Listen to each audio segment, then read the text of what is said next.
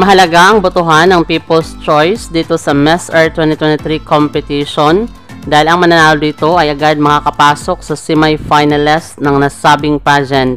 Samantala, nangunguna sa botohan ng People's Choice sa kontinente ng Asia at Oceania ang kinatawan ng bansang Mongolia na si Mang Chimeg Bakjargal. Sinundan ito ni Miss Philippines Eliana Marie Aduana. Nasa ikatlong pwesto naman ang kinatawan ng bansang Vietnam na si Du Lan An. Pang-apat na pwesto si Miss Laos, Nolao Waminglor, at ang kinatawan ng bansang Korea na si Dayon Jang. Sino kaya sa kanilang mag-stand out sa Grand Coronation Night? Maraming salamat sa panonood. Para maging updated ka, huwag kalimutang mag-subscribe.